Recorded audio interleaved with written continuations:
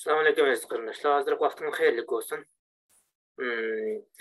Bugun so'zlaydigan darsimiz What is full stack engineer? Yani full stack deb bildim anlab baqa mumkin. Bu nim degan gap sanlar bir to'rbatniki butunlay layinlab chiqib xaridorlarga sunilishi. Butun bosqichni yani full stack deb ataydi. Yani bu o'z ichidan yana mesela bir torbetini qarasanglar, mesela Amazon torbetini qarasanglar, buningki sizlar ko'rgan tarafi, o'sha xaridorlar ko'radigan tarafning hammasi, mesela men hozir bu torbetni ochdim, masalan alaylik.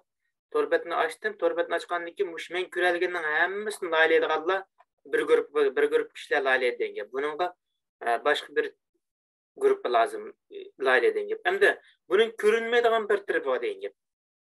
Mesela men xat yazgandan keyin bu qanday qilib sizga izlab sizni ko'rsatib turdi. Nereden ekilib sizni ko'rsatib turdi. Deganlar. Uni keyin men mesela ID-ni kirgizgan vaqtda, o'zingizning akkauntni ko'rgan vaqtingizda, tizimga kirgan vaqtingizda tizimni tishla degandan nega tizimni tildi? Nerede saqlanib qoladi degan. Mesela men bir narsaning ismini izlagan zamonda sizlarga chiqib turish kerak bo'ladi. Bu ismlar nerede saqlandi? Deganlarni ko'rgan vaqtda uni boshqa bir gruppa qiladi degan. Şuna bugün sözleydiğimiz nima olsanglar, bir torbetni naylashda ko'p ishlatilgan ikki hukmni tushunib o'tamiz. Odatda bir butun torbetni naylashni, ya'ni full stack web developer engineer deb bir butun odatda bo'lgan gap. Endi web developerni olsa shu bu ikki turga bilan ko'radi. Qarasanglar bu yerda birisi front end, yana birisi back end degan gap. Ya'ni birisi buni uyg'urcha desakanda oldi supa va orqa supa deb tarjima qilsak bo'lamdikan deyman-da. Oldi supa degan gap front end, ya'ni xaridorlar ko'radigan qismlarning hammasi oldi supa bo'ladi. Endi back end deganda orqa supa. Bu orqa supa faqat laylig'ichlarlar ko'radi. Boshqalar xaridorlar ko'rmaydi degan gap. Ya'ni ziyorat qiluvchilar ko'rmaydi degan. Masalan, bir torbetni ziyorat qiluvchi ko'radigan narsalarning hammasi front end bölükede layinib chiqadi degan gap. Endi ko'rinmaydigan qismi degan vaqtda back end qismida layinib chiqadi degan gap. Endi bu ikkisiniki qilish uchun o'rganadigan narsalarmi farqli va ba'zi o'rtaqliklarga ega. Endi har qanday bir shirkatda odatda shaxsiy organlar va shaxs o'z oldiga to'rbat ochgan bo'lsa, yoki bo'lmasa shirkatniki kichik doiradagi kichik shirkatlar bo'lgan bo'lsa, buni ikkisini bir odam qilish ehtimolligi, bir guruhning odamlar qilish ehtimolligi bor. Ammo cho'ngroq shirkatlar va cho'ngroq organlar bo'lgan vaqtda bularni ayrim timlar, ayrim guruhlar qilib, ashni eng oxirida birlashtirib dengan. Endi front endni oldi suqini o'rgangan vaqt qilish uchun nimalar lozim degan vaqtda eng asosli 3 omil lozim. Masalan, birinchisi HTML. Har qanday bir torbetni ochgan vaqtingda asosan HTML ishlatiladi degan. HTML ishlatmagan torbetlar asosan chiqadi, ammo vaqtgacha hamma torbetlar asosan HTML ishlatadi. Undan keyin CSS degan vaqtda CSS bu torbetlarni yasashda bezish ishlatadigan bezigich desang bo'ldi endi uyg'urcha vaqtda bezigich yoki o'zi retligich degan. Endi JavaScript degan bo'lsa, retlab bezgan narsaga jon kirgizish, harakat qo'shish deb tasavvur qilsakmi bo'ladi degan. Endi men Bootstrap, Query, AngularJS bor degan. Endi bular degan vaqtda bularni mush uchini texadimmi ya'ni JavaScriptni texadimmi jonliq texdim harakatchan qo'llanishni, aktiv qo'llanishni qo'lga keltirish uchun bularni o'rgansanglar texim yaxshi degan. Ammo bularni o'rganmaylar, men faqat HTML, CSS, JavaScript front-end qilaman desanglar qila olasizlar degan. Endi bularning o'rniga almashadiganlar bormi desanglar, bor. Sen HTMLning o'rniga boshqa narsalar almashadi. Hozir asta-asta almashadiganlar chiqyapti, ammo hozircha texning o'rniga almashadiganlar yo'q degan. Endi CSSning o'rniga qo'ysanglar, buni o'rniga almashtiradiganlar bor degan. C++, C yoki PHP deganlarni almashtirib ishlatishga bo'ladi degan. Endi JavaScriptning o'rniga qo'yadigan vaqtda Pythonni yoki Javani o'rniga almashtirib ishlatsak tamoman bo'ladi degan. Shu front-end oldi suqini qilishni o'rganaman deydiganlar, shu asosli qilmish 6 sohani qismini o'rgansanglar bo'ldi. Bu 6 qismlar cheklanadi sanada emas. ana merkez muş 3 kısım HTML, CSS, JavaScript. Anda qo'shimchalar degan vaqtda Bootstrap va Query and Angular var. Anda yana bormi bo'lsa yana bor.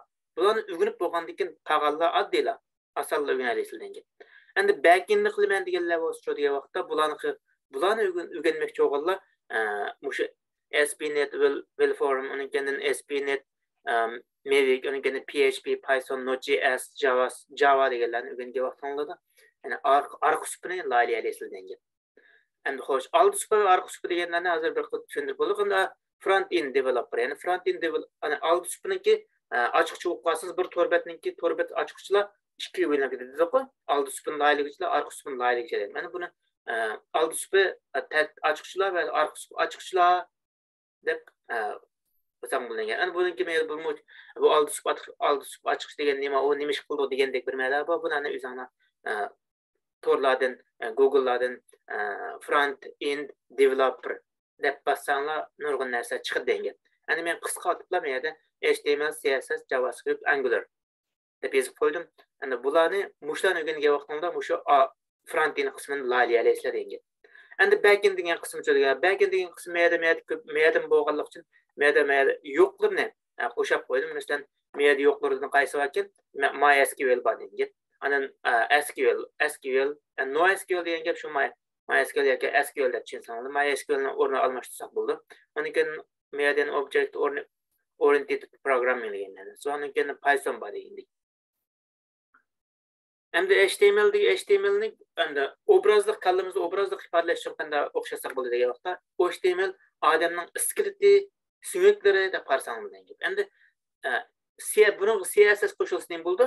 CSS qo'shilsa yani skriptga kiyim kiydirib qo'ygandeklar, go'sht qo'ndirib, hamma narsani qilgan, faqat jonlanmagan holatda bo'ldi degan.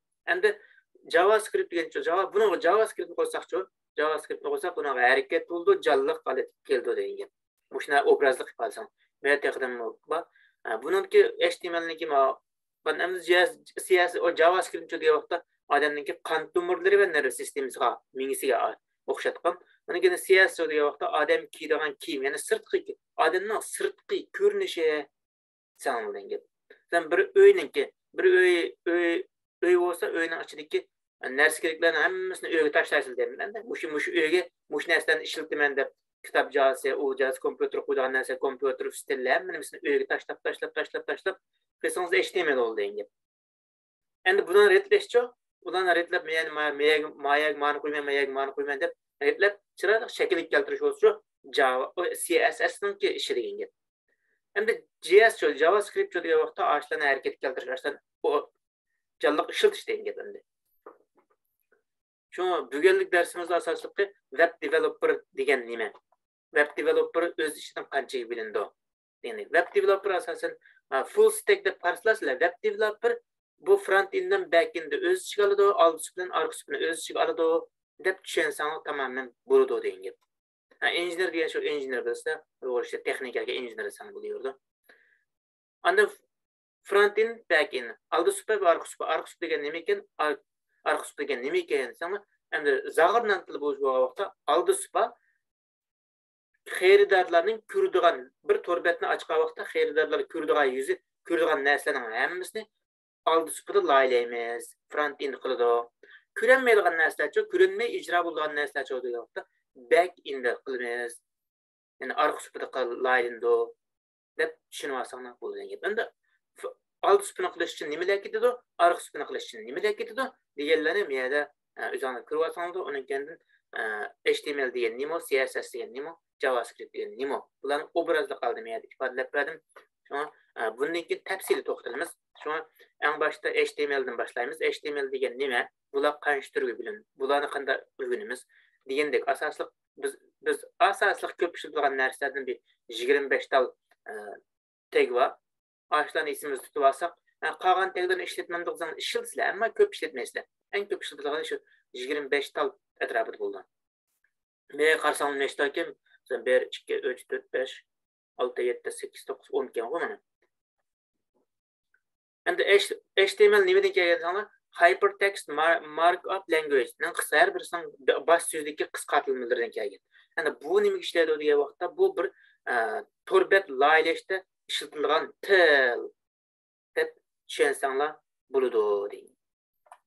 Yani bundan keyin çocuğu CSS HTML adette birlikte bir mezgil HTML bir mezgil meni olgandan keyin CSS'ni qo'shib ishlatamiz degan. Qo'shib ishlatgan vaqtda obrazli ham yaxshi ifodaligini bo'ldi degan. Endi CSS degan nima degan vaqtda CSS da language birni deb, yani HTMLni texnolmi yaxshi ko'rinish holatiga etiladigan bir til deb tushunamiz. Yani bu CSS degan nimadan qisqartirilsa desanglar, Cascading Style sheet deganninki qisqartirilmasi.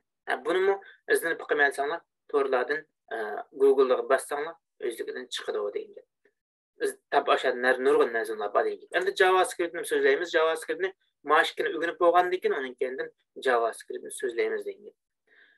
Shunga agar web orqa qismini, ya'ni old qismini front end, web developer front end qismini o'rganmoqchi bo'lganlar HTML, CSS, JavaScript'ni öğrensene buldu. Men en baştan bu üç doğruluk sözleymen. Onun kendinden andın MySQL, Python, onun gelen Java, GitHub ve R programına doğruluk sözleymen.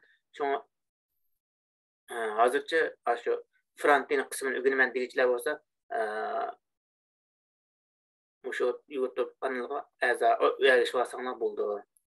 Rahmet.